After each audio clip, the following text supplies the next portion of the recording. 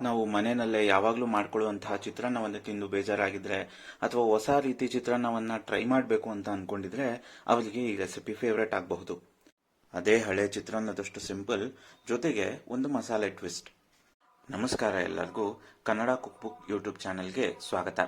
ಇವತ್ತು ನಾವು ನಮ್ಮ ಚಾನೆಲ್ನಲ್ಲಿ ಮಸಾಲ ಚಿತ್ರಾನ್ನ ಮಾಡೋದು ಹೇಗೆ ಅಂತ ತಿಳ್ಕೊಳ್ಳೋಣ. ಈ ಮಸಾಲ ಚಿತ್ರಾನ್ನವನ್ನ ಮಾಡ್ಕೊಳ್ಳೋದಕ್ಕೆ ಮೊದಲು ಮಸಾಲೆಯನ್ನ ರೆಡಿ ಮಾಡ್ಕೊಳ್ಳೋಣ.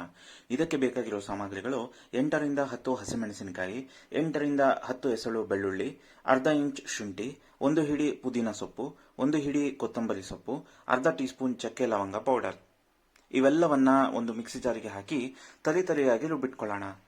ಈಗ ಮಸಾಲೆ ಚಿತ್ರಾನ್ನವನ್ನ ಮಾಡಿಕೊಳ್ಳೋದಕ್ಕೆ ಬೇಕಾಗಿರೋ ಸಾಮಗ್ರಿಗಳು: ಒಂದು ದೊಡ್ಡ ಗಾತ್ರದ ಈರುಳ್ಳಿ ಸಣ್ಣದಾಗಿ ಹೆಚ್ಚಿಟ್ಕೊಂಡಿದ್ದು, ಅರ್ಧ ಟೀ ಸ್ಪೂನ್ ಅರಿಶಿನ, ಅರ್ಧ ಬಟ್ಟಲು ಕಡಲೆ ಬೀಜ, 1 ನಿಂಬೆಹಣ್ಣು, 1 ಹಿಡಿ ಕರಿಬೇವು, 1 ಟೀ ಸ್ಪೂನ್ ಸಾಸಿವೆ, 1 ಟೇಬಲ್ ಸ್ಪೂನ್ ಕಡಲೆಬೇಳೆ, 1 ಟೇಬಲ್ ಸ್ಪೂನ್ ಉದ್ದಿನಬೇಳೆ, 2 ಟೇಬಲ್ ಸ್ಪೂನ್ ಎಣ್ಣೆ, ಉಪ್ಪು ರುಚಿಗೆ ತಕ್ಕಷ್ಟು, 2 ಟೇಬಲ್ ಸ್ಪೂನ್ ಕಾಯಿ ತುರಿ, ರುಬ್ಬಿಟ್ಟುಕೊಂಡ ಮಿಶ್ರಣ, 2 ಟೇಬಲ್ ಸ್ಪೂನ್ ತುಪ್ಪ.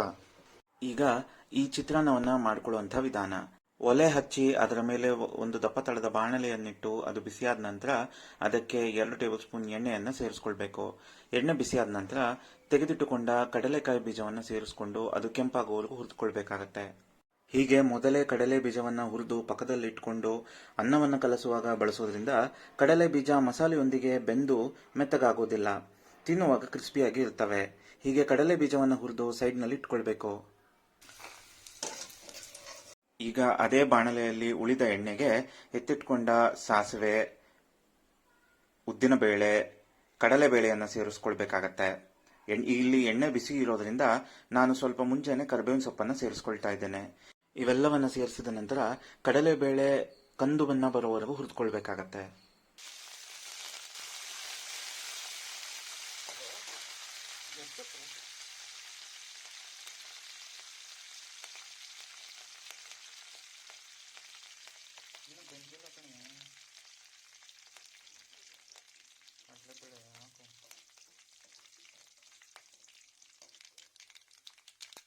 ಕಡಲೆಬೇಳೆ ಕಂದು ಬಣ್ಣಕ್ಕೆ ತಿರುಗಿದ ನಂತರ ರುಬ್ಬಿಟ್ಟುಕೊಂಡ ಮಸಾಲೆ ಮಿಶ್ರಣವನ್ನು ಸೇರಿಸಿಕೊಂಡು ಅದರಿಂದ ಹಸಿ ವಾಸನೆ ಹೋಗೋವರೆಗೂ ಹುರಿದುಕೊಳ್ಳೋಣ. ಈ ಪೂರ್ತಿ ರೆಸಿಪಿಯನ್ನ ನಾನು ಗ್ಯಾಸ್ ಫ್ಲೇಮ್ ಮೀಡಿಯಂನಲ್ಲೇ ಇಟ್ಟುಕೊಂಡು ಮಾಡ್ಕೊಳ್ತಾ ಇದ್ದೇನೆ.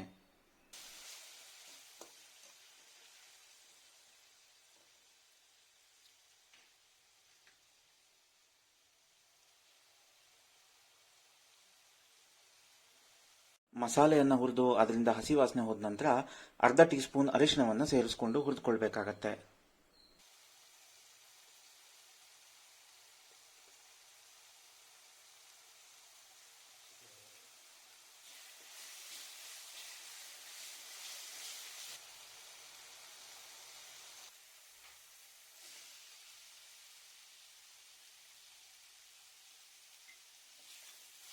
ಹೀಗೆ ಎಲ್ಲವನ್ನ ಬಾಡಿಸ್ಕೊಂಡ್ಮೇಲೆ ಹೆಚ್ಚಿಟ್ಟುಕೊಂಡ ಈರುಳ್ಳಿಯನ್ನು ಸೇರಿಸ್ಕೊಂಡು ಈರುಳ್ಳಿ ಕೆಂಪಗಾಗೋವರೆಗೂ ಹುರಿದುಕೊಳ್ಬೇಕು.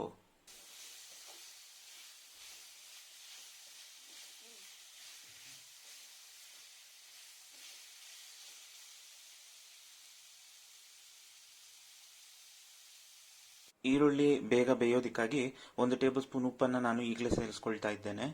ಇವೆಲ್ಲವನ್ನ ಸೇರಿಸಿ ಈರುಳ್ಳಿ ಕಂದು ಬಣ್ಣ ಬರೋವರೆಗೂ ಹುರಿದುಕೊಳ್ಳೋಣ.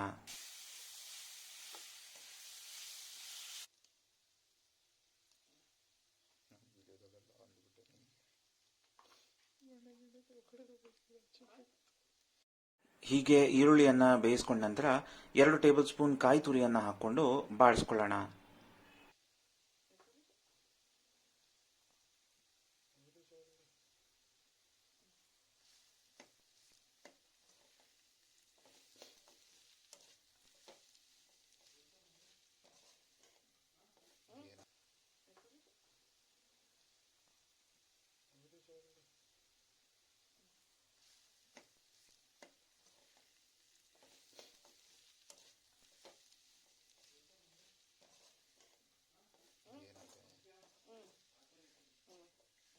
ಹೀಗೆ ಬಾಡಿಸ್ಕೊಂಡ್ರೆ ಮಸಾಲೆ ಚಿತ್ರಾನ್ನದ ಗೊಜ್ಜು ರೆಡಿ ಆಗತ್ತೆ. ಈಗ ಅನ್ನವನ್ನು ಕಲಿಸ್ಕೊಳ್ಳೋಣ. ಗೊಜ್ಜಿಗೆ ಅನ್ನ, ಕಡಲೆ ಬೀಜ, ನಿಂಬೆ ಹಣ್ಣು ಹಾಗೂ ಬೇಕಾದಲ್ಲಿ ಉಪ್ಪನ್ನು ಸೇರಿಸ್ಕೊಂಡು ನಮ್ಮ ರುಚಿಗೆ ಅನುಗುಣವಾಗಿ ಕಲಿಸ್ಕೊಂಡ್ರೆ ಮಸಾಲೆ ಚಿತ್ರಾನ್ನ ಸವಿಯಲು ಸಿದ್ಧ.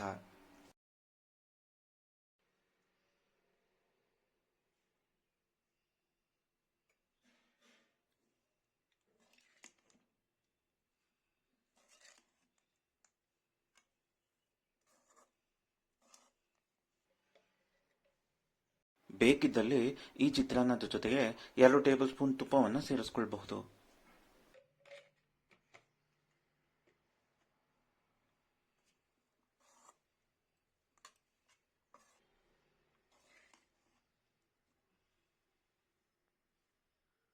ಈ ವಿಡಿಯೋವನ್ನು ನೋಡಿದ್ದಕ್ಕೆ ಧನ್ಯವಾದಗಳು.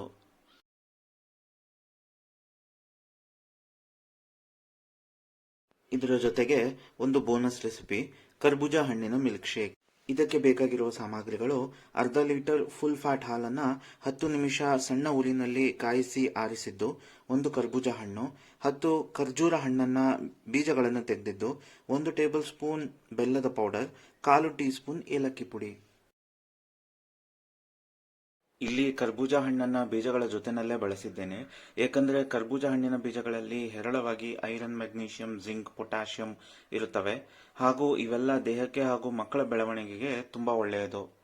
ಹಾಗೂ ನಾನು ಈ ಮಿಲ್ಕ್ ಶೇಕ್ ಅನ್ನ ಗ್ರೈಂಡ್ ಮಾಡ್ಕೊಂಡ ನಂತರ ಸೋಸಿಕೊಳ್ಳೋದ್ರಿಂದ ಈ ಬೀಜಗಳ ಮೇಲಿನಲ್ಲಿರುವ ಸಿಪ್ಪೆಗಳು ಫಿಲ್ಟರ್ ಆಗಿ ಬಿಡ್ತವೆ. ಕರ್ಬೂಜ ಹಣ್ಣು ಒಂದು ಸೀಸನಲ್ ಫ್ರೂಟ್. ಈ ಸೀಸನಲ್ ಫ್ರೂಟ್ಗಳನ್ನ ಅದೇ ಸೀಸನ್ನಲ್ಲಿ ಬಳಸೋದು ತುಂಬಾನೇ ಒಳ್ಳೆಯದು. ಮೊದಲಿಗೆ ಒಂದು ಜ್ಯೂಸರ್ ಜಾರ್ನಲ್ಲಿ ಎತ್ತಿಟ್ಟುಕೊಂಡ ಖರ್ಜೂರ ಹಣ್ಣು, ಬೆಲ್ಲದ ಪುಡಿ ಹಾಗೂ ಏಲಕ್ಕಿ ಪುಡಿಯನ್ನ ಹಾಲಿನೊಂದಿಗೆ ಬೆರೆಸಿ ನುಣ್ಣಗೆ ರುಬ್ಕೊಳ್ಬೇಕಾಗತ್ತೆ. ಹೀಗೆ ಮೊದಲೇ ರುಬ್ಕೊಳ್ಳೋದ್ರಿಂದ ಖರ್ಜೂರ, ಬೆಲ್ಲ ಎಲ್ಲವೂ ಹಾಲಿನೊಂದಿಗೆ ಪೂರ್ತಿಯಾಗಿ ಬೆರೆತು ಹೋಗ್ತವೆ. ಹೀಗೆ ಖರ್ಜೂರ ಹಾಗೂ ಬೆಲ್ಲವನ್ನ ರುಬ್ಕೊಂಡ ನಂತರ ಮಿಕ್ಸಿ ಜಾರಿಗೆ ನಾವು ಎತ್ತಿಟ್ಟುಕೊಂಡ ಕರ್ಬೂಜ ಹಣ್ಣನ್ನ ಸೇರಿಸ್ಕೊಳ್ಳೋಣ. ಹೀಗೆ ಕರ್ಬೂಜ ಹಣ್ಣನ್ನ ಸೇರಿಸಿ ಎಲ್ಲವನ್ನು ರುಬ್ಕೊಂಡ ನಂತರ ಈ ಮಿಲ್ಕ್ ಶೇಕ್ ಅನ್ನ ನಾವು ಒಂದು ನಿವ್ವಳದಲ್ಲಿ ಸೋಸ್ಕೊಳ್ಬೇಕು. ಈ ಸೋಸ್ಕೊಂಡದ್ದನ್ನ ಚಿಲ್ ಮಾಡಿ ಸರ್ವ್ ಮಾಡಿಕೊಂಡ್ರೆ ರುಚಿ ರುಚಿಯಾದ ಕರ್ಬೂಜ ಹಣ್ಣಿನ ಮಿಲ್ಕ್ ಶೇಕ್ ಸವಿಯಲು ಸಿದ್ಧ.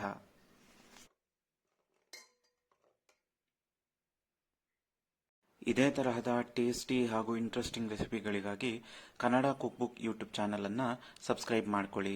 ಈ ವಿಡಿಯೋವನ್ನು ನೋಡಿದ್ದಕ್ಕೆ ಧನ್ಯವಾದಗಳು.